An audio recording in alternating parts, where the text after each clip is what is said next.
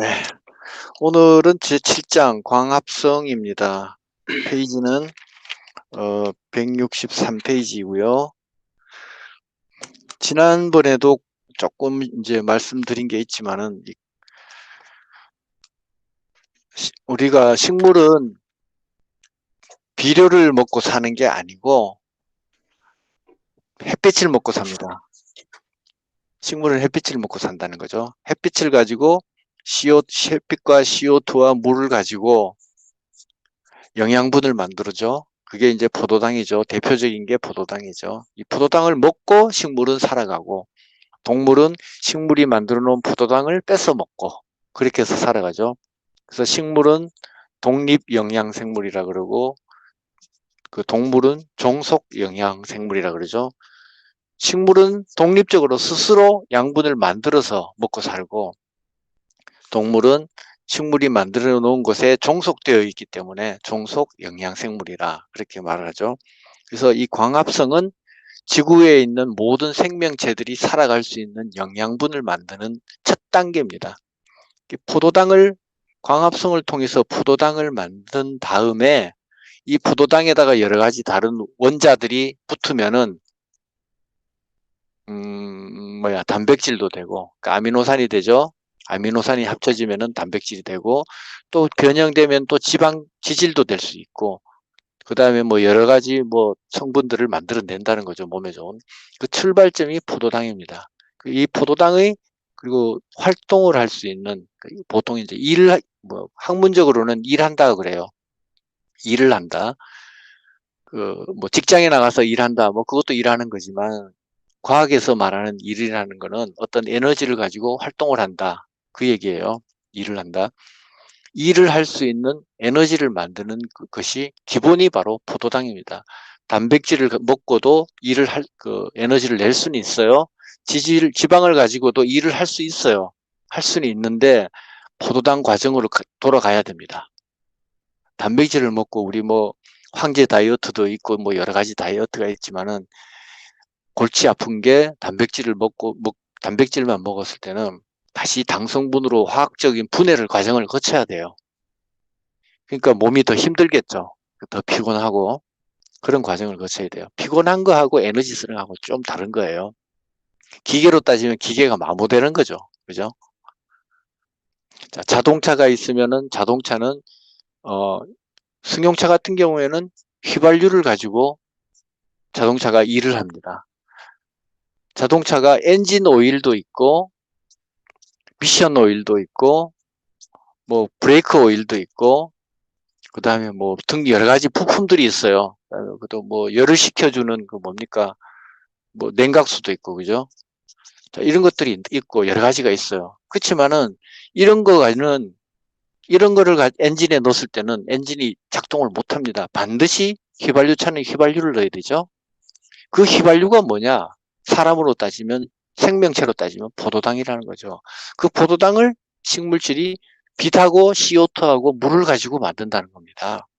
이거를 잘 정확하게 못으로 딱 꽂듯이 송곳으로 딱 찝듯이 정확하게 이해를 하셔야 돼요. 엔진 오일이나 미션이나 브레이크 오일이나 냉각수 뭐 이런 거는 우리가 흔히 말 식물로 따지면은 비료에 해당돼요. 비료에 해당되고 비료를 먹어 가지고는 살아갈 수가 없다는 거예요. 그 비료는 그럼 뭐한테 필요하냐?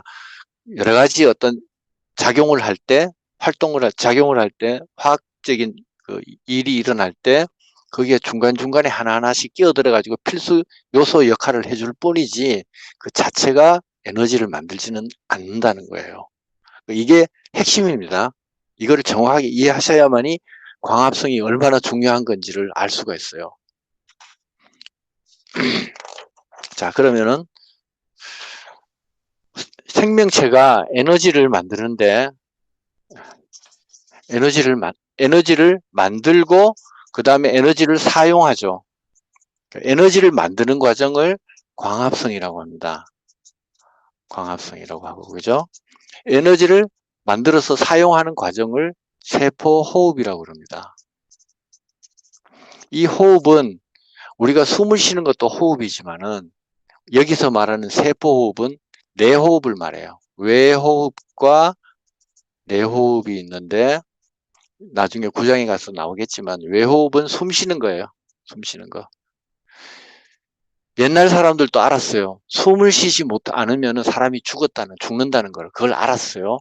그래서 뭐 옛날 드라마 같은 거 허준 드라마나 이런 거 보면은 뭐 그 왕족들이 죽으면 코에다가 종이 갖다 살짝 대서 숨을 쉬는지 안 쉬는지 체크하죠. 그게 이제 외호흡일 뿐이고 숨이 필요하다는 것은 알았지 이게 어떤 작용을 해서 숨이 필요한지는 이해하지 못했어요. 근데 요 근래 1900년대에 들어와 가지고 겨우 인간이 뭐 수만 년 역사를 뭐 가지고 있다. 어쩌면 또 수천 년 역사를 가지고 있다 그러지만은 이제 겨우 100년 안에 이 호흡이 왜 필요한지를 이제 겨우 알아낸 거예요. 불과 몇십 년 되지 않았습니다. 그 내호흡이라는 게 있는데 이거는 세포에서 산소가 들어와서 어떻게 작용을 하느냐 이 과정들입니다. 결국은 숨을 쉰다는 거는 에너지를 소비하는 그 과정에서 만들어내고 소비하는 그 과정에서 일어나는 일이라는 것을 알아낸 거죠. 그래서 에너지에 필요한 양분을 만드는 과정을 광합성이라고 하고 그걸 에너지로 사용하는 것을 세포호흡이라고 합니다. 그래서 둘의 비슷한 점과 공통점을 한번 찾아보겠습니다. 자, 지금 7장, 8장, 9장은 서로 연결이 되어 있습니다. 그래서 이 연결 7, 8, 9장을 공부하기 이전에 미리 개괄적인 것을 한번 짚고 넘어가기 위해서 하는 겁니다. 먼저 물질 대사 측면에서 광합성은 동화작용이라고 부릅니다. 동화작용. 탄소 동화작용이라고 그러죠. 뿔뿔이 흩어져 있던 것을 어떤 목적을 위해서, 목적이라는 것은 포도당이죠. 포도당이 만드는 목적으로 이것을 동화시키는 겁니다. 모아가지고 그 필요한 것을 모아서 동화시키는 거. 하나의 물질로 만드는 과정이 동화작용이죠. 그 다음에 세포호흡은 동화시킨 것을 분해하는 이화작용입니다. 분리할 때 이자예요. 이화작용. 포도당을 분해해서 그것을 에너지로 사용하는 겁니다. 그래서 이화작용. 자, 여기까지 정확하게 이해하셨죠? 요거는 초등학교 책에도 나오니까. 그 다음에 물질의 변화 과정을 보겠습니다. 여기는 화학적인 변화를 이야기하는 겁니다. CO2를 이용해서, CO2는 가스 상태죠. 기체 상태죠. 기체의 CO2를 이용해서 포도당을 만드는 겁니다. 포도당 덩어리를 만드는 거죠. 이화는 반대예요. 그죠? 포도당을 가지고 다시 CO2로 만드는 과정입니다. 경제적으로 봤을 때 돈이라는 건 돌고 돈다 그러는데 물질도 마찬가지로 에너지를 내고 에너지를 다시 흡수하고 하는 과정들은 돌고 도는 과정입니다. 그 다음에 에너지의 변화를 볼게요. 에너지의 변화. 어떤 에너지가 어떤 에너지로 바뀌냐. 빛 에너지를 이용해서 탄소 동화작용을 할 때는 그 에너지 출처가 빛입니다. 태양에서 오는 빛입니다. 물론 전기빛도 돼요. 모든 빛이 됩니다. 빛 에너지를 가지고 포도당이라고 하는 화학 물질로 만듭니다. 화학 에너지로 만드는 과정이에요. 화학 에너지. 그럼 세포호흡은 뭐냐? 이 포도당이라고 하는 화학 에너지를 가지고 ATP라고 하는 또 다른 화학 에너지로 만드는 겁니다. 여기에 화학 에너지는 ATP고 앞에 하나지는 에너지는 포도당이죠. 포도당. 그래서 열 에너지를 방출시키죠. 열 에너지를 만들어내고 그 다음에 기체, 여기에 소모되는 기체를 한번 볼게요. 사용되는 기체. 광합성에서는 CO2라는 기체가 있고, 그죠? 이거를 사용합니다. 이걸 소모해서 뭘 방출하느냐? 산소를 방출합니다.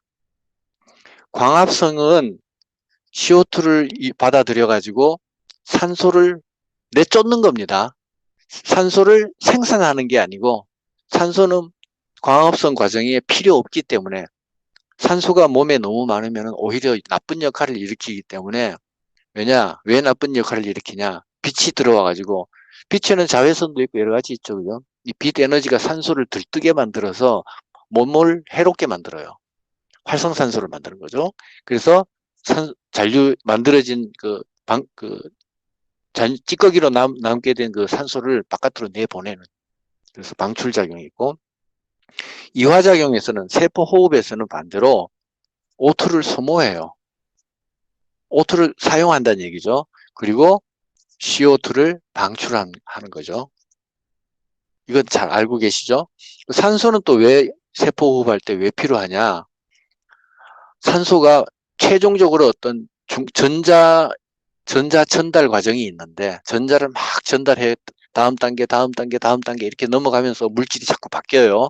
바뀌어가는 단계에서 최종적으로 산소가 전자를 받아요. 전자를 받고 탄소와 결합해서 CO2 형태로 해서 몸 밖으로 배출이 되는 거죠. 그 과정을 9장에서 공부하게 될 것입니다. 그 다음에 여기에 공통적인 요소가 있습니다. 공통적인 요소는 뭐냐면은 효소가 관여한다는 거예요. 광합성이나 세포호흡에는 각각에 맞는 효소들이 있습니다. 그 단계마다 그 효소들이 다 작용을 합니다. 작용을 하고, 그 다음에 전자 전달 과정이 있어요. 전자를 다음 단계, 다음 단계, 다음 단계 이렇게 전자를 넘겨주면서 물질을 조금씩 바꿔가는 그런 단계가 있습니다. 그 다음에 ATP를 만듭니다. ATP를 만들어요. 그러니까 우리가 ATP를 세포 호흡에서만 만든다고 이렇게 생각하면 틀린 겁니다. 광합성에서도 ATP를 만들어내요. 광합성에 필요한 암 반응에서 ATP가 필요하거든요. 그때 사용할 ATP를 명반응에서 만드는 겁니다. 1단계 명반응에서 만들기 때문에 이 세 가지가 공통적인 과정입니다.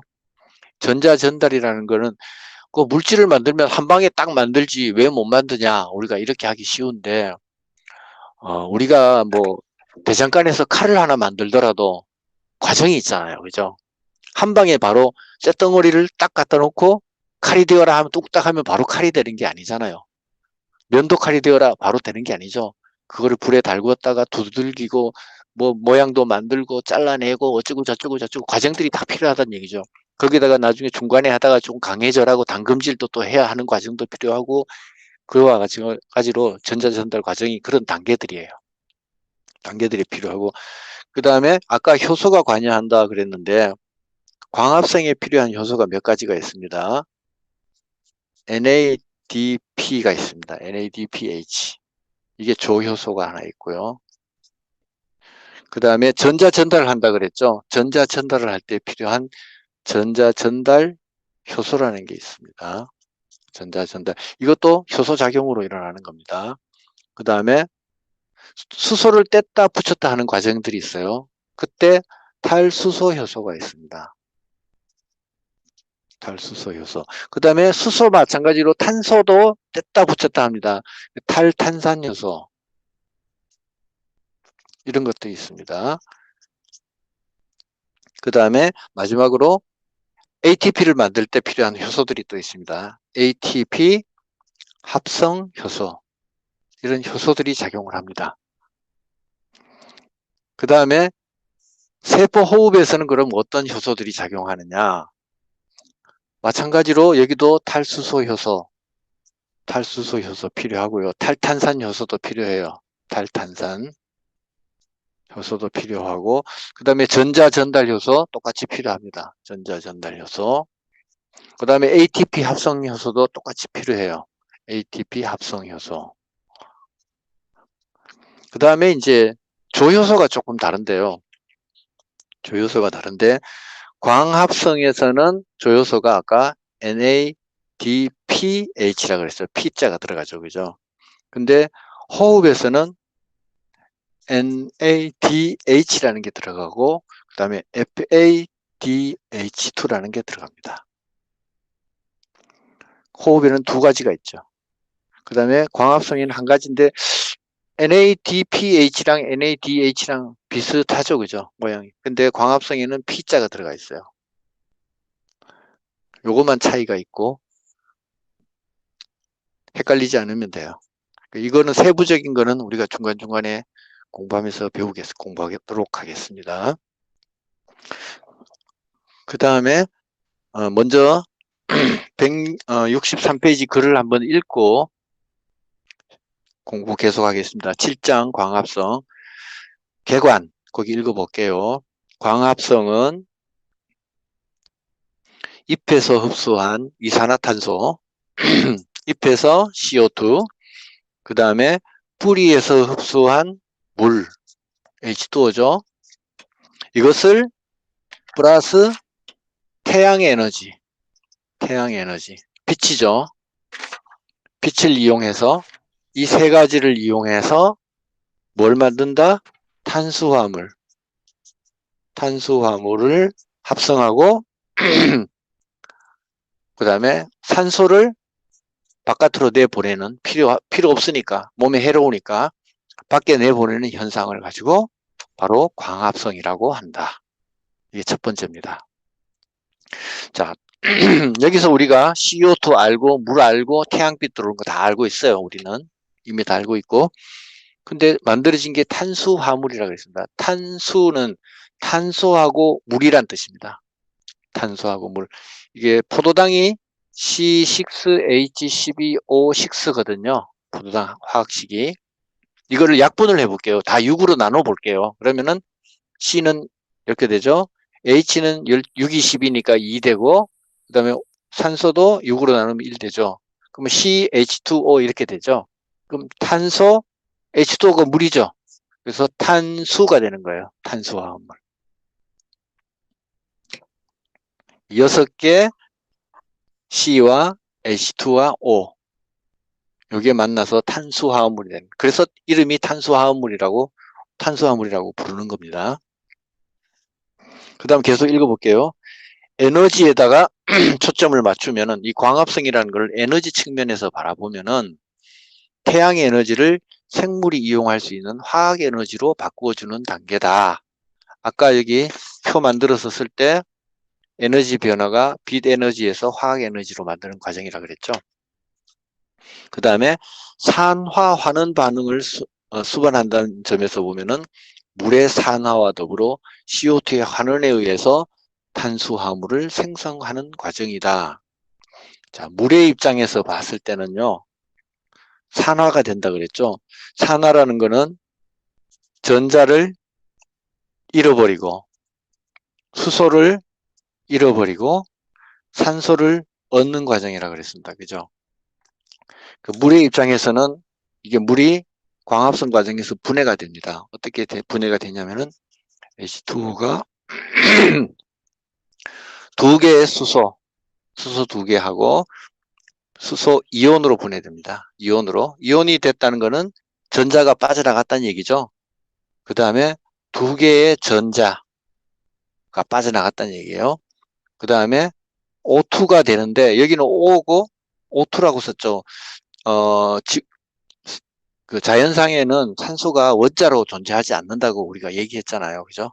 항상 분자 상태로 존재한다고. 그래서 O2라고 쓰고 대신에 2분의 1이라고 써줍니다. 이런 식으로 그 물 입장에서 봤을 때는 수소와 전자를 뺏겨버리고 산소만 남는 거예요. 얘는 광합성에 이용이 되고 얘는 광합성에서 사용이 안 돼요. 그래서 산화 과정이 되는 거죠. 얘를 포도당으로 줘버렸으니까 산소만 덩그러니 남았으니까 산화 과정이죠. 그 다음에 탄소 입장에서도 환원이 된다. 탄소가 나중에 H를 받아들여요. 그리고 전자를 받아들여요. 수소 이온과 전자를 받아들여 가지고 포도당을 만들어냅니다. 그래서 환원 과정이다 이렇게 얘기합니다. 나중에 우리 그 효소 얘기 아까 나왔을 때 NADPH가 있었는데 요 H 요거를 받아들여요. 수소를 받아들인다는 거죠. 여기에 전자도 같이 사실은 딸려 있어요. 전자랑 같이 가져와요. 그거 자세한 거는 이제 공부를 해 나갈 겁니다. 그래서 광합성을 탄소 동화 작용이라고 하는데 흔히 아래와 같이 간단하게 요약된다. 자, 이건 너무 간단하게 요약했어요. 그래서 우리 적어도 식물에 대해서 공부한 사람은 반드시 알고 있어야 될 게 하나가 있습니다. 6CO2 플러스 12개 H2O가 만나가지고 빛 에너지가 들어오면은, 빛 에너지 받으면은 C6H12O6라고 하는 포도당이 만들어집니다. 그리고 나머지 6H2O와 6O2가 만들어지죠. 남게 되죠. 그러면은 간단하게 해서 여기 우리 체계처럼 간단하게 쓰지 왜 이렇게 쓰냐. 이게 오리지널이에요. 이게 오리지널이에요. 밑에 우리 책에 나와 있는 거는 간단하게 표시한 거. 그죠? 6개의 CO2와 12개의 물 분자가 만나서 포도당 한 분자를 만들어요. 포도당 한 분자를 만들고 그 다음에 나머지 물질들이 남게 된다. 산소는 바깥으로 방출이 된다. 나가, 필요 없어. 산소를 만드는 게 아니라 산소를 쫓아내는 겁니다. 그 식물은 참 고마워. 산소를 만들어서 우리에게 공급하니까 이 말이 조금 틀린 말이에요. 그건 정확한 표현은 아니에요. 그 다음에 686kcal 포도당 한 분자가 낼 수 있는 1몰당 낼 수 있는 칼로리 양이 686kcal라는 거죠. 몰 아시죠? 몰이라는 게 뭐예요? 몰은 몇 개다? 6.022 곱하기 10의 23승이죠. 23승계가 1몰이 6, 이거 2학년 분들은 이상은 다 알고 계시죠? 농업생물화학 책에 나오죠. 1몰은 6.02 곱하기 10의 23승계를 1몰이라고 그래요. 6.02 곱하기 10의 23승계를 사용하면은 포도당 분자를 사용하면은 686kcal의 에너지가 나온다 이 얘기입니다. 이게 개수가 이게 얼마나 많을까요? 그냥 02 빼고 6이라고 합시다. 6 동그라미가 23개예요. 6 1개, 2개, 3개, 4개, 5, 6, 7, 8, 10, 11, 12, 13, 14, 15, 16, 17, 18, 19, 20, 21, 22, 23개. 점을 찍어 갑시다. 3개씩 점 찍어 가면은 도대체 몇 개예요, 이게? 자, 1000, 10만, 억, 천억, 조, 천억, 1조, 10조, 100조, 1000조, 해, 뭐, 더 이상 셀 수가 없네요. 뭐, 무량수전 어떻게 넘어가겠죠, 그죠? 이만큼을 태웠을 때 막 나온다는 거죠. 어마어마하죠, 그죠? 자, 우리가 몰자를 이해 못 하는데, 연필, 한 다스, 다스라는 말 쓰죠. 한 다스는 12개, 그죠? 개. 그 다음에 계란, 한 판은 30개. 뭐 옛날에는 계란 꾸러미 지프로 이렇게 엮어서 꾸러미로 했지만 요즘은 판이죠. 한 판은 30개예요. 왜 한 판은 30개고 왜 한 다스는 12개죠? 그건 몰라요. 그건 그 당시 옛날에서부터 이렇게 지금까지 이렇게 관례처럼 만들다 보니까 그게 그렇게 된 거예요. 그죠? 12개, 30개. 똑같은 원리예요. 그 다음에 마늘 한 접. 몇 개죠? 100개예요. 그죠? 이거 모르는 신분 없죠? 아무도 없죠? 그러면은 뭐 분자든 원자든 분자 1몰은 6 곱하기 10의 23승계예요. 분자는 너무너무 작기 때문에 원자는 너무너무 작기 때문에 한 개, 두 개 셀 수가 없어. 그래서 1몰만큼의 어떤 숫자를 세다 보니까 이만큼이 되더라는 얘기죠. 이거를 만들어내는 과정에는 물론 있어요. 이거는 지금 설명하려면 시간이 많이 걸리기 때문에 일단 생략할게요. 1몰이라는 말이 6.022 곱하기 10의 23승계를 1몰이라고 한다는 것까지만 아시면 돼요. 그러니까 몰은 단위예요. 그냥 다 한 다스, 한 판, 한 접, 1몰 같은 한 단위예요. 단위. 다만 개수가 한 다스는 12개고 판은 30개고 한 접은 100개고 몰은 6 곱하기 10의 23승계다. 그런 거예요. 요거는 설명을 하려면 기니까 혹은 뭐 이렇게 궁금하신 분들은 저 유튜브나 이런 데 찾아보시면은 나옵니다. 몰에 대해서는 설명이 한 게 많으니까 찾아보시기 바랍니다.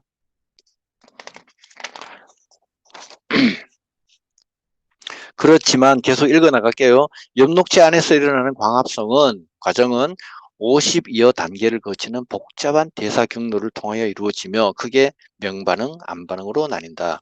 그리고 식물의 종류에 따라서는 특이한 광합성 경로를 거치는 경우도 있다. 자, 단계는 되게 복잡하지만 우리가 그 핵심적인 것만 공부해 나가면 됩니다. 되고 크게는 명반응과 암반응으로 나뉜다. 그 다음에 식물에 따라서 뭐 C4 식물도 있고 캠 식물도 있고 그죠? 뭐 이런 식물들은 조금 열악한 환경을 극복하기 위해서 조금 독특한 과정을 거쳐서 광합성을 하기도 한다. 자, 그 내용을 우리가 이제 앞으로 공부를 해보겠습니다. 책을 어디다 피시냐 하면요. 180페이지 해보세요.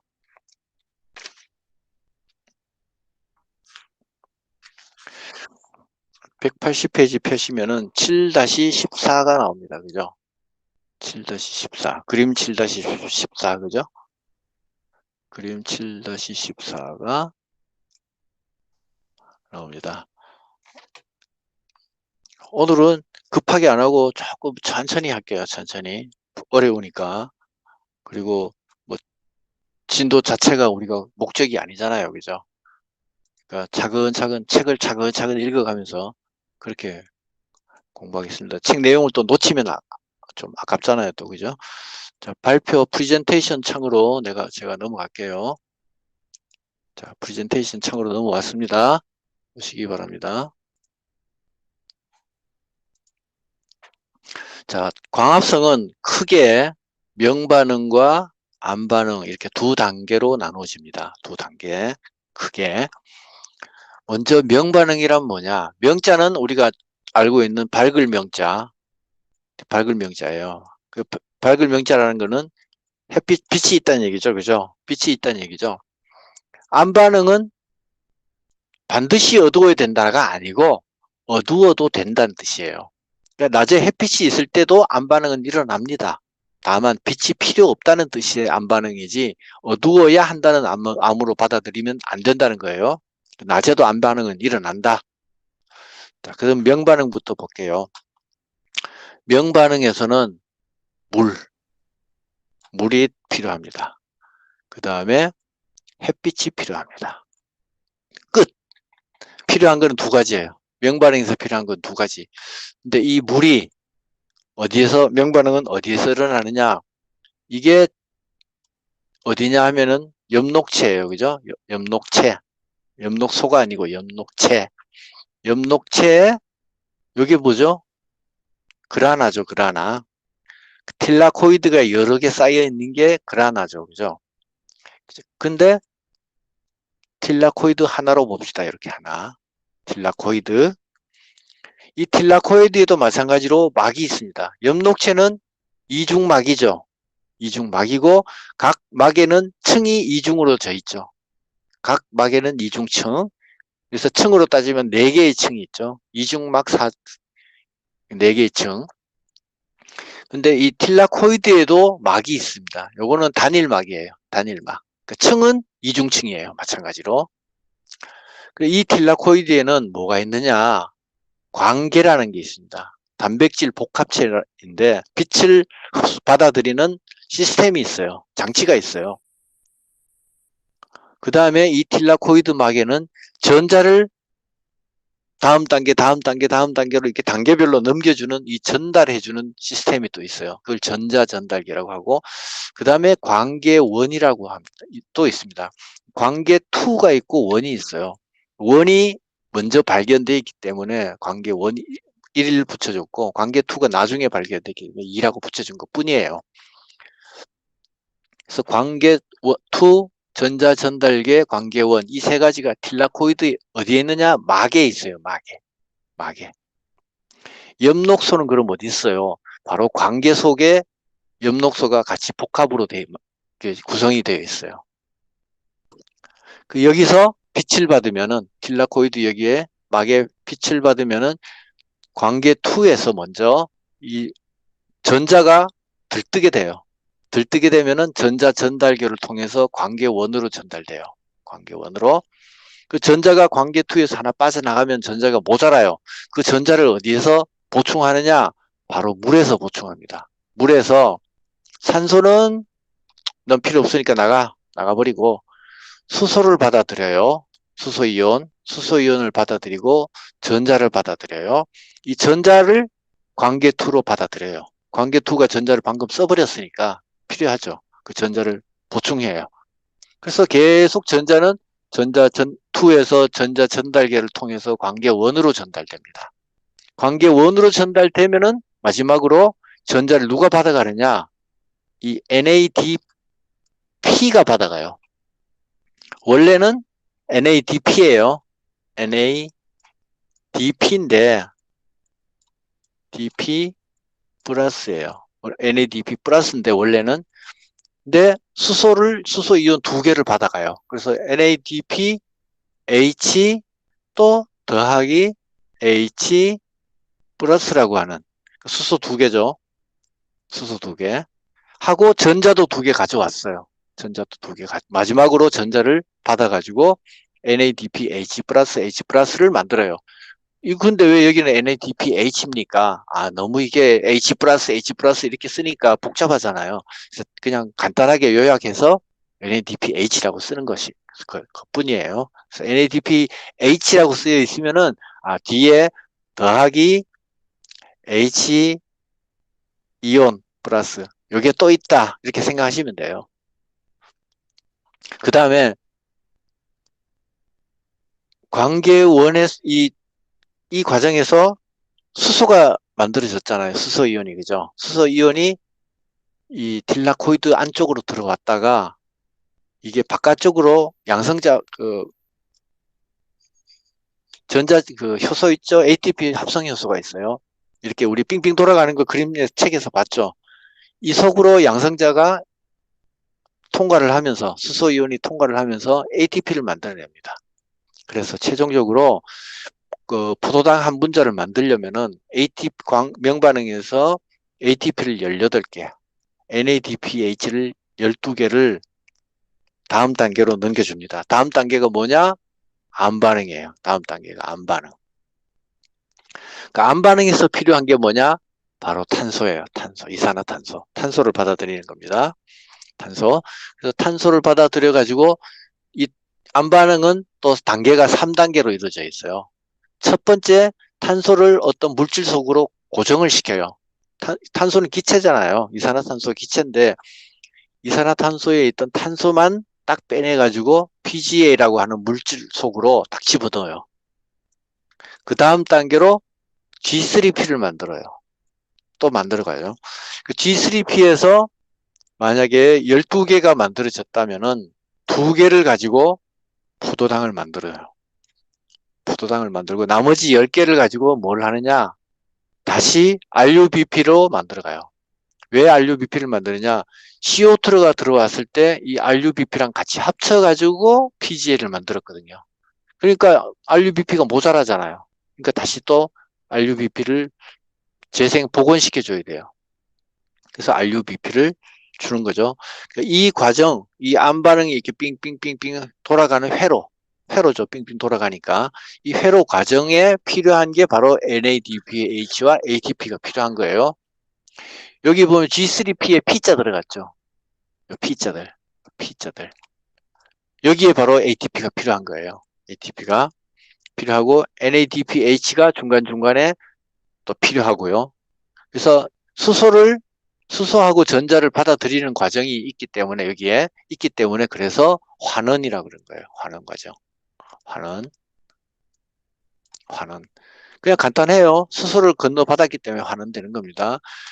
여기서 만약 명반응에서 원래 NADP 플러스였죠. NADP가 수소를 받을 때는 NADP가 환원된 거예요. 환원이 되고 난 다음에 얘를 줘버렸기 때문에 NADP 입장에서는 다시 또 산화된 거고 PGA 입장에서 만약에 여기서 NADP를 BH에서 수소 이온을 받았다면은 수소를 받고 그다음 전자를 받았다면은 받았으니까 PGA는 환원이 된 거예요. 그죠? 얘 입장에서는 줘버렸으니까 산화된 거고. 이걸 이해하시겠죠? 예. 이렇게 쑥 돌고 나면은 ATP는 뭐가 되느냐? ADP로 바뀌어요. NADPH는 NADP 플러스로 바뀌어요. 그러면은 이 NADP 플러스하고 ADP는 여기 명반응에서 또 있어야 되겠죠. 또 공급해줘야 되겠죠. 또 다시 돌아가요. 그래야 다시 또 ATP를 만들 거 아니에요. 계속 빙빙 돌아가는 거예요. 세상 만사는 빙빙 도는 겁니다. 그죠? 빙빙 도는 거예요. 자, 그래서 명반응과 암반응 두 가지로 나눠져 있다는 거. 이 중심 원리. 명반응에서 바로 이산화탄소, 우리 포도당을 만드는 게 아니고 포도당을 만드는 데 필요한 에너지와 환원 물질들을 만들어서 암반응에다가 제공하면은 암반응에서 탄소를 고정을 해서 뭘 만드느냐? 포도당을 만들고 어떤 거는 뭐 저장하기 위해서 전분도 만들고 이동을 시킬 때는 자당을 설탕의 상태로 해서 이동을 시키고 이렇게 만들어내는 겁니다. 자, 이 과정들을 우리가 이제 차근차근 하나씩 공부하도록 하겠습니다. 제가 이거 앞에 해드린 거를 요약을 한번 해볼게요. 요약을 해볼게요. 다시 이것만 정확하게 이해하셔도 다 이해 못하셔도 이것만 정확하게 이해하셔도 돼요. 먼저 명반응이 있죠, 그죠? 다른 종이다 쓸게요.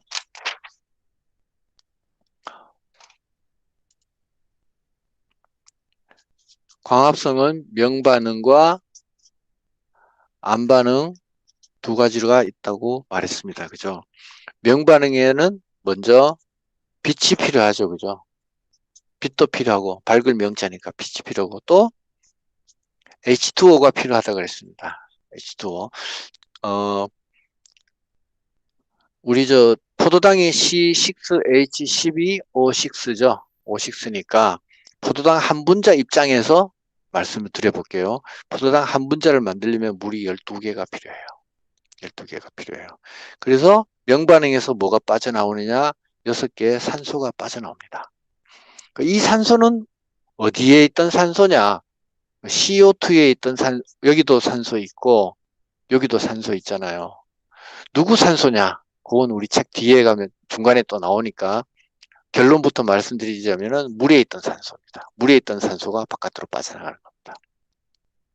그래서 이렇게 명반응 과정을 거칩니다. 명반응을 통해서 물을 하고 빛 에너지를 이용해서 명반응이 일어나면은 뭘 만들어내느냐?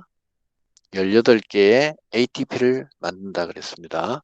그 다음에 12개의 NADPH를 만든다고 그랬습니다. 이것을 암반응에다가 건네줍니다. 암반응에다 건네주면은 암반응에서는 무슨 재료가 필요하냐? 6개의 이산화탄소가 필요합니다. 6개의 이산화탄소가 필요하고 그 다음에 암반응을 통해서 회로 과정을 통해 가지고 뭘 만들어내느냐?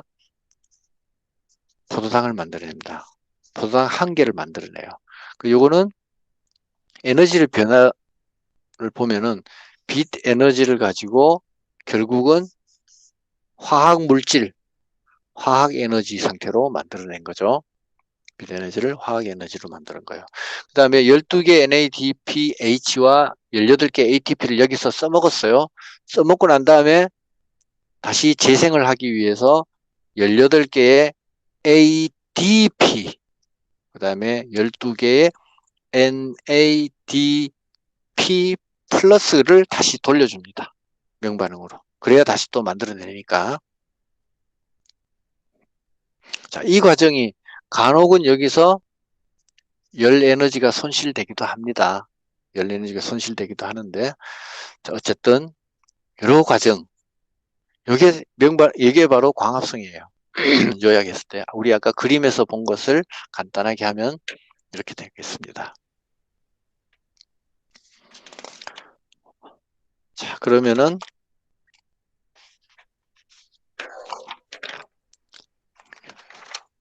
자, 놔둘 테니까 필기 덜 하신 분들 하시고요. 그 다음에 164페이지로 넘어가세요. 164페이지. 그러면 이 명반응부터 우리 공부할게요. 명반응부터. 광합성은 두 단계가 있는데 명반응과 안반응이다. 명반응 때 필요한 것은 빛하고 물이다. 필요 없는 물질은 산소다. 이 산소는 바로 물에서 나온 거다.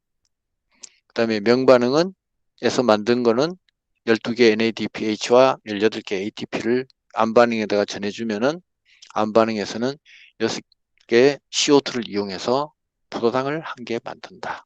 그리고 만들고 난 다음에 다시 ATP는 ADP가 됐죠. ADP가 되고 NADP 플러스를 다시 명반응으로 전해준다. 이게 빠졌네. 장소. 명반응은 틸라코이드에서 일어나고 구체적으로 말하면 막 중심으로 일어나고 안반응은 엽록체의 기질 스트로마죠. 스트로마에서 일어난다. 스트로마에서 일어난다. 장소까지 보면 되겠습니다. 164페이지 명반응 읽어볼게요. 명반응은 광 조건에서 자 빛의 조건에서 이 빛의 조건에서 그 다음에 안반응에 필요한 에너지 공여체 그걸 ATP라 그럽니다. 18개죠. 그 다음에 수소 공여체 수소를 주는 거 공여한다 제공한다 이 뜻이에요. 공여체 12개를 합성하면서 산소를 방출하는 과정이 명반응이다. 이 반응은 엽록체의 틸라코이드에서 일어난다. 틸라코이드를 그림을 보시려면은 P45페이지에 보면 나와 있습니다. 우리 책. 엽록소의 광에너지 흡수, 그 다음에 광에너지 흡수, 그 다음에 물의 광분해, 전자 전달, 그 다음에 광인산화 반응이 명반응을 주도한다. 여기 광인산화라는 말이 나왔습니다. 광인산화. 인산화라는 말은 다른 말로 하면 ATP를 만드는 거예요. ATP를 만드는 과정을 인산화라 그래요. P가 인이잖아요. 인산화. 인산화 과정인데 여기서 명반응에서 18개를 만든다 그랬죠. ATP를. 명반응에서는 빛을 이용해서 ATP를 만들어요. 그래서 이 인산화를 무슨 인산화라고 하느냐? 빛광자 광인산화라 그러죠. 자, 인산화는 세 가지가 있다고 우리 질소 공부할 때 공부했어요. 광인산화, 그죠? 그 다음에 기질 수준 인산화, 그 다음에 산화적 인산화, 이렇게 세 가지를 배웠어요. 그죠? 기질 수준 인산화, 산화적 인산화, 이거는 어디서 나오냐? 세포호흡에서 나옵니다. 세포호흡에서 나오고, 광인산화는 방금 명반응에서 일어났던 ATP 만드는 과정, 이게 바로 광인산화 과정이에요. 그 다음에 광합성 색소를 보겠습니다. 색소. 광합성을 할 때 색소가 필요하죠. 우리 색소 얘기는 많이 들어서 알고 있는데 읽어보겠습니다. 고등식물의 엽록체에는 녹색의 엽록소, 적색의 카로틴, 황색의 크산토필이 들어있다. 카로틴과 크산토필은 카로티노이드계에 속하는 보조색소이다. 이들의 분포 비율은 엽록소가 65%, 크산토필이 21%, 카로틴이 6% 정도 됐다. 제가 지난번에 언젠가 한번 써드린 적이 있는데요. 자, 엽록소는 A, B C, D 두 가지가 있어요. A, B, C, D 두 가지, 네 가지가 있어요. 네 가지가 있는데 식물체에는 두 가지가 있어요. 그 다음에 카로티노이드계 색소가 있습니다. 카로티노이드계 색소 이렇게 나와 있습니다. 엽록소 중에서는 엽록소 A가 중심색소예요. 이거를 중심색소라 그래요. 중심색소. B, C, D는 보조색소예요. 보조색소. 카로티노이드계 색소도 거의 보조색소 개념이에요. 보조색소 개념이에요. 자, 그러면은 구분을 한번 쭉 해볼게요. 식물. 식물은 뭐가 있느냐? 엽록소 A하고 B가 있어요. 그 다음에 카로틴이 있고, 그 다음에 크산토필이 있어요. 크산토필. 크산토필을 영어 책에는 보면은 뭐 다른 책에는 잔토필이라고도 나와 있어요. 근데 이거 뭐 얘기하려면 또 딴 얘기니까 제가 안 할게요. 그 다음에 그 물에 사는 녹조류가 있죠. 녹조류. 녹조류에 뭐가 있어요? 뭐 핵함, 파레 뭐 이런 거 있죠. 그죠? 핵함, 파레, 뭐 크로렐라 뭐 이런 거. 얘도 마찬가지로 A, B가 두 가지가 있고 그 다음에 카로틴, 크산토필 똑같이 있어요. 그러면은 녹조류는 대체로 물에 얕은 데 있어요. 얕은데 수면 가까이에 사는 그 조류가 녹조류예요. 그 식물이랑 거의 비슷하죠, 그죠? 그 다음에 갈조류가 있죠. 조금 더 물 깊이 들어가요. 그리고 갈조류는 뭐가 있냐? 미역이라든지 뭐 다시마 이런 거예요. 미역, 다시마 이런 게 갈조류예요. 갈색 띄고 있죠. 얘는 엽록소 A가 있고 C가 있어요. C. 그다음 얘는 갈조소라는 보존식소가 있습니다. 갈조소. 그 다음에 제일 깊이에 들어가면은 홍조소라고 있어요. 홍조류가 있어요. 홍조류. 여기에는 김이라든지 우뭇가사리 뭐 이런 것이 있죠. 얘는 A하고 D가 들어있어요. A, D. D가 들어있어요. 보조색소로도 홍조소가 있습니다. 이렇게 나눠집니다. 그러니까 상식으로 알고 계세요. 그래서 식물은 엽록소 A와 B가 있다. A, B 중에서는 A가 중심 색소다. 중심 색소고, 그다음에 카로티노이드계 색소로는 카로틴과 크산토필이 있다. 카로틴, 크산토필이 있다. 이걸 보면은 식물이 바다 깊은 속에서부터 나올 때 빛이 어떻게 받느냐에 따라서 이게 색소도 다르다는 거. 식물의 뿌리에도 색소가 있죠, 그죠? 뿌리에도 백색체라 그러죠, 백색체. 얘는 아예 빛을 못 받으니까 완전히 흰색으로 바뀌어버렸죠, 백색체. 이 개념을 머리에 넣고 계시면은 그냥 색소에 대한 개념은 그냥 간단하게 거의 정리됩니다.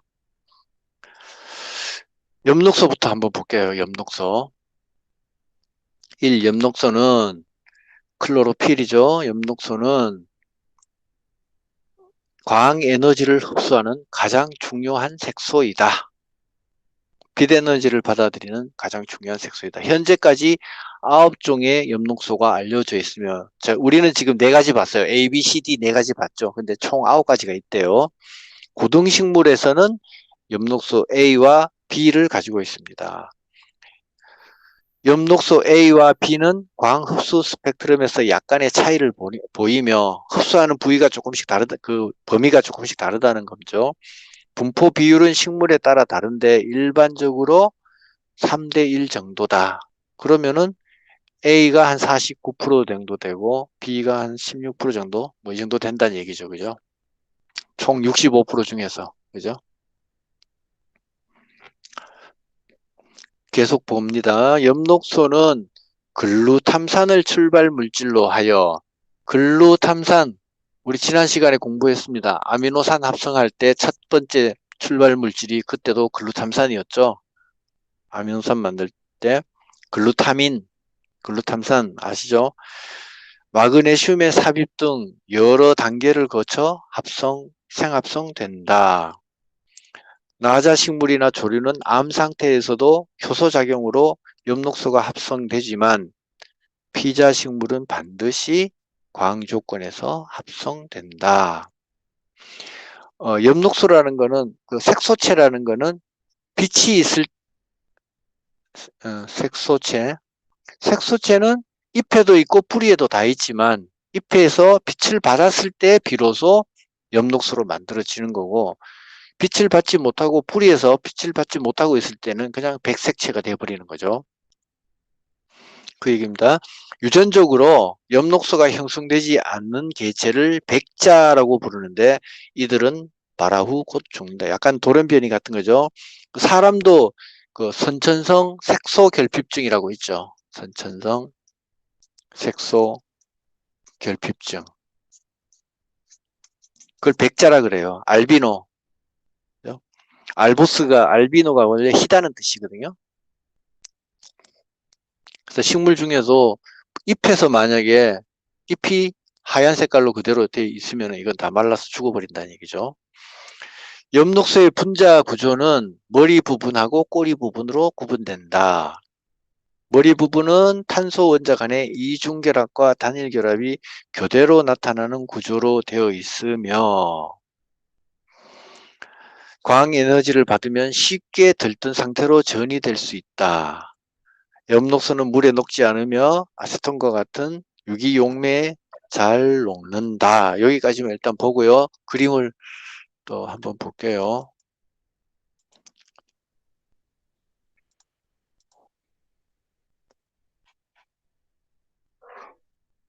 그림 7-1.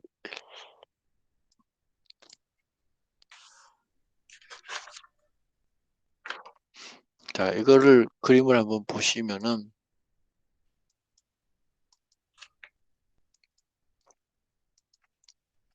자, 엽록소는 어디 있냐면은 이게 이제 딜라코이드 막입니다. 막이 이중층으로 돼 있죠. 인지질 이중층으로 돼 있죠. 이중층 사이에 여기에 내재되어 있습니다. 이게 관계예요. 관계예요. 이게 관계라는 거예요. 관계고 이 사이 이 안쪽에 엽록소가 많이 박혀 있습니다. 한 개, 두 개, 세 개, 여러 개 박혀 있죠. 박혀 있는데 그걸 확대해서 보겠습니다. 확대해서 보니까 이런 모양을 갖추고 있습니다. 갖추고 있는데 엽록소는 제일 첫 번째 출발 물질이 글루탐산이라고 그랬어요. 그죠? 글루탐산. 이 글루탐산이 프로토포르피린, 그러니까 포르피린의 프로토 형태, 원시 형태, 기초 형태를 갖춰가지고 거기에서 마그네슘이 이온이 들어옵니다. 여기에 들어왔죠. 그죠? 마그네슘이 합쳐지고 그게 다시 프로토클로로필리드 그래가지고 이제 엽록소의 원시 상태, 기초 상태를 갖추게 됩니다. 그때 빛을 받고 그 다음에 수소가 들어오게 되면은 엽록소의 이제 모양을 갖추게 되고 그 다음에 피톨 측쇄, 피톨 측쇄가 이제 뭐냐면 꼬리 부분을 말하는 겁니다. 이 부분이 피톨 측쇄인데 이 부분이 분자가 다시 결합이 되면고 물이 빠져나가죠. 물이 빠져나가는 건 우리 많이 봤죠. 탈수축합이죠. 탈수축합, 그죠? 탈수축합. 그래서 최종적으로 엽록소가 만들어진다, 이거죠. 다시 한번 보면은 이 글루탐산들에다가 탄소들이 막 결합을 해요, 그죠? 탄소들이 막 결합을 했어요. 막 결합을 해가지고 결합한 상태에서 최종적으로 마그네슘이 딱 들어왔어요, 그죠? 마그네슘이 들어오고 이 상태에서 빛을 받았어요. 빛을 받고 그 다음에 수소들이 결합이 이루어지고 그러니까 클로로필리드 이 모양을 갖췄어요. 이 모양을 갖췄고 둥근 모양을 갖췄고 여기다가 꼬리 부분 여기 피톨 측쇄가 연결이 됐어요. 연결이 됐더니 최종적으로 엽록소라는 게 만들어졌습니다. 그래서 결국 엽록소는 이렇게 머리 부분하고 꼬리 부분 이렇게 만들어져 돼 있다는 거죠. 이걸 조금 더 확대해서 보면은 마그네슘이 가운데 딱 자리하고 있죠. 그죠? 그래서 이 뭐 엔진 오일이라 그래도 되고 뭐 브레이크 오일이라 그래도 되고 뭐 좋아요. 뭐라고 그래도 되고 아니면 뭐 부품이라 그래도 되고 자동차로 따지면은 딱 한 개 필요한 거예요. 마그네슘이 딱 한 개 필요해요. 근데 마그네슘이 이 자리에 없어도 안 돼. 그죠? 반드시 있어야 돼요. 우리 앞에서 봤을 때 그 철 여기에 마그네슘 말고 철이 들어가는 경우도 있었죠. 철 Fe 철이 이 자리에 들어가면 뭐가 되냐? 햄이 돼요. 햄 하면은 바로 헤모글로빈이죠. 우리 적혈구의 피 속에 들어있는 헤모글로빈. 우리 몸속에 있는 헤모글로빈도 이렇게 생겼어요. 구조가 똑같아요. 조금 뭐 부분적으로 몇 개 다를 수는 있어요. 그 다른 예가 바로 요거 A하고 B예요. 뭐냐? 이렇게 A 모양으로 갖췄을 때는 엽록소 A예요. 엽록소 A. 근데 요 모양, B 모양 이렇게 갖췄을 때는 엽록소 B가 되는 거예요. 차이가 요거밖에 없어요. 차이가 CH3, CHO 요 차이밖에 없어요. 요 차이로 엽록소 A가 되기도 하고 엽록소 B가 되기도 하는 거예요. 그래서 원자 하나가 어떤 걸로 대치되느냐 안 되느냐에, 그 다음에 결합이 어떻게 이루어지느냐에 따라 가지고 전혀 다른 물질이 돼버리는 거예요. 성질이 다른 물질이 돼버린 거죠. 자, 마그네슘 중심으로 한번 봅시다. 마그네슘 중심으로 보면은 마그네슘이 여기 질소와 연결이 되어 있는데 한 줄로 연결되어 있는 거 요거를 공유결합이라고 해요. 공유결합. 공유결합. 그다음에 점선으로 여기 연결되어 있죠. 점선으로. 여기 점선으로 연결된 부분은 이 부분은 배위결합이라고 해요. 배위결합. 배위결합은 지난번에 한번 설명을 드렸거든요. 설명을 드렸으니까 오늘은 일단 넘어갈게요. 넘어가고 그 다음에 이 결합 방식이 여기는 한 줄 결합이죠. 단일 결합. 여기는 두 줄로 되어 있죠. 여기는 이중 결합. 이중 결합. 단일 결합. 여기 또 이중 결합, 이중 결합, 단일 결합, 이중 결합, 단일 결합, 이중 결합, 단일 결합, 이중 결합 계속 반복되죠. 이중 결합, 단일 결합, 이중 이런 식으로 결합이 되어 있다는 건 뭐냐 하면은 빛을 받았을 때, 빛 에너지를 받았을 때 이 엽록소가 들뜨기 쉽다는 거죠. 들뜬다는 말은 뭐냐면은 원자가 안에 원자 핵이 있고 바깥에 전자가 있잖아요. 전자가 이렇게 빙빙 돌아가는데 빛을 받으면은 혹은 뭐 열도 좋고 어떤 에너지를 받게 되면 이 전자가 막 들뜨게 돼요. 정신을 못 차리고 막 돌아다니게 됩니다. 막 에너지가 많으면은 원자 핵에서 전자가 에너지가 많으면 많을수록 원자 핵에서 거리가 멀어져요. 바깥으로 자꾸 나가려고 그래요. 에너지가 많으면. 그 에너지를 바깥에 남한테 줘버리고 다시 안으로 들어갑니다. 에너지가 많으면은 전자가 에너지가 많게 되면은 바깥으로 원자 핵과 거리가 점점 멀어지게 되고 에너지를 남한테 줘버리고 에너지가 줄어들면은 다시 원래 있던 안쪽 궤도로 들어가게 된다는 거죠. 그 원자의 궤도는 어디까지입니까? 그 이론상으로는 무한대라 그래요. 무한대. 그러니까 들뜨기가 어디까지 들뜰지는 모르는 거죠. 하여튼 무한대라고 그래요, 학자들이. 그래서 이 에너지를 남한테 줘버리고 에너지가 낮아지면 다시 차분한 안정된 상태로 돌아가는데 이때 에너지가 나갈 때 이게 빛의 형태로도 나간다는 거죠. 빛의 형태로도. 그래서 우리 눈에 보이는 그 태양에서 오는 빛이 다 들떠있던 전자가 안정된 전자로 들어가면서 바깥으로 방출해내는 게 바로 우리 눈에 보이는 빛이에요.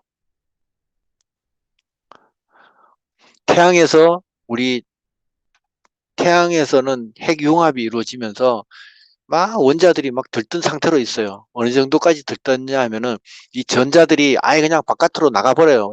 핵에서 벗어나가지고 바깥으로 도망 다녀요. 이런 상태를 뭐라 그러냐 하면은 플라즈마라 그래요. 플라즈마. 플라즈마 상태라 그랬는데 고체, 액체, 기체가 있고 기체는 그래도 원자들이 그 분자를 이루고 있는 상태가 기체예요. 산소가 분자 형태로 있고 질소도 분자 형태로 있고 CO2도 분자 형태로 있는 게 그게 기체예요. 근데 플라즈마는 완전히 원자가 해리가 된 상태예요. 해리가 된 상태. 해리라는 거는 원자 단위 이하로 나눠지는 걸 해리라 그런다 그랬죠. 분해가 아니고 분리도 아니고 분리는 분자 상태로 나눠지는 거, 쪼개지는 걸 분리라고 한다면은 해리는 원자 상태 이하로 막 쪼개지는 걸 해리라 한다 그래. 차이점이 그거예요. 이게 이 전자가 막 바깥으로 돌아다니고 양성자대로 돌아다니고 막 엉망이에요. 그 플라즈마 상태예요. 우리 요즘은 뭐 OLED 텔레비도 있고 뭐 그전에 뭐 LED가 있었고 그다음에 그전에 LCD가 있었고 LCD 이전에 뭐가 있었냐면은 PDP라고 있었어요. 텔레비전이 평면 텔레비 중에 PDP. 이 PDP의 P자가 바로 플라즈마예요. 앞에 나오는 게. 그 뒤에 브라운관이 아니고 액정이 아니고 그 화면 뒷면을 열어보면은 밀폐가 된 상태로 이 플라즈마가 들어있어요. 들어있다기보다는 스위치를 넣으면 이 내부가 플라즈마 상태로 막 돼요. 그게 빛을 발해요. 이 플라즈마가 엄청 뜨거워요. 그래서 옛날 텔레비전은 그 PDP 텔레비전을 보면 열이 엄청나게 심했죠. TV 켜놓으면은. 그 전에는 뭐 브라운관 텔레비전이 있었고 브라운관 다음에 나온 게 이제 이 PDP 텔레비전이었죠. 이 과정은 뭐 그렇고 그래서 이 빛이 태양에서 빛이 바깥으로 지구까지 오는데 한 8분 걸린다 그러죠. 그죠?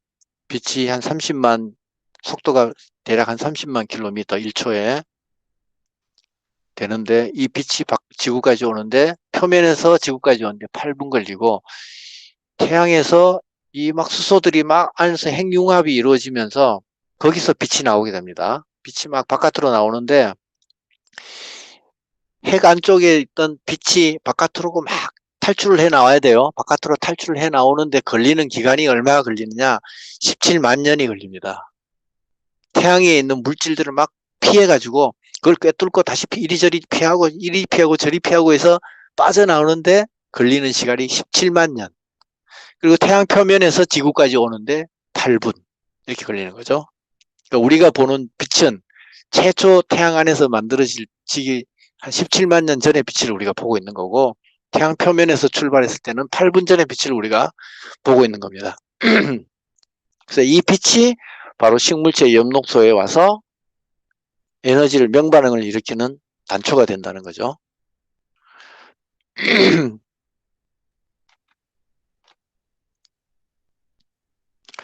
그러면은 이 엽록소를 우리가 봤는데 거기 그림 7-1 글자를 한번 읽어보도록 하겠습니다. 작은 글자. 엽록소의 생합성에서 출발 물질은 글루탐산이며 마그네슘이 첨가되고 빛이 있는 조건에서 생성된 클로로펠리드와 피톨 측세가 결합하여 최종적으로 엽록소가 한 분자가 만들어진다. 엽록소 A와 B의 구조적 차이는 아까 보셨고요. A는 CH3, 메틸기라 그래요. 메틸기. 그다음에 B는 CHO, 알데하이드기를 갖고 있는 게 차이점이고요. 가운데 마그네슘은 포르필린 고리의 두 개의 질소와 전자를 공유하고 이게 공유결합입니다. 아까 실선은 공유결합이라고 그랬죠. 나머지 두 개의 질소는 비공유 전자쌍을 공유해서 배위결합을 한다. 배위결합은 비공유 전자쌍하고 결합하는 게 배위결합이라고 지난번에 말씀드렸거든요. 그래서 시간이 가니까 그거는 말씀드리는 거는 생략하도록 할게요. 자, 여기까지 일단은 보고 그 다음에 164페이지의 왼쪽에 밑에 네 줄 마저 읽겠습니다. 엽록소는 막구조의 내재성 단백질과 결합하여 엽록소 단백질 복합체 CP 클로로필 프로테인 컴플렉스 복합체로 딜라코이드 막에 분포하며 어디에? 딜라코이드 막에 이들은 에너지 전달과 전자 전달이 효율적으로 일어날 수 있도록 기하학적으로 정교하게 배열되어 있다. 이게 무슨 말이냐 하면은 책의 173페이지에 보시면은 위에 그림이 나와 있는데요. 그게 이제 딜라코이드 막입니다. 인지질 이중층으로 되어 있는 막이고 관계 1, 관계 2가 있고 그 다음에 시토크롬 복합체가 있고 관계 1이 있고 ATP 합성 요소 이렇게 네 가지가 있죠. 지금 얘기한 거는 관계 2하고 관계 1 요걸 얘기하는 겁니다. 그 관계 2에도 보면은 LHC가 있고 뭐 P680이란 것도 있고 뭐 안에 또 많죠. D1, D2도 있고 이런 식으로 하나의 여러 가지 시스템들이 모여가지고 복합체를 이루고 있어요. 그래서 관계 2는 하나의 복합체를 그 엽록소들이 복합체를 이루고 있다. 관계 1도 마찬가지로 복합체를 이루고 있고요. 그 다음에 이게 딜라코이드 막에 분포하고 있다. 그 다음에 관계 2에서 시토크롬, 관계 1 이런 식으로 단계가 있다는 거죠. 전자를 차례차례 전달해주는 단계가 있어요. 이렇게 단계가 전자 전달이 효율적으로 일어날 수 있도록 이렇게 정밀하게 정교하게 이렇게 구조화되어 있다는 겁니다. 어떻게 누가 만들었을까요? 몰라요. 자연적으로 이렇게 되어 있다는 겁니다. 엄청 복잡하게. 자, 잠깐 쉬었다가 계속 공부하도록 하겠습니다.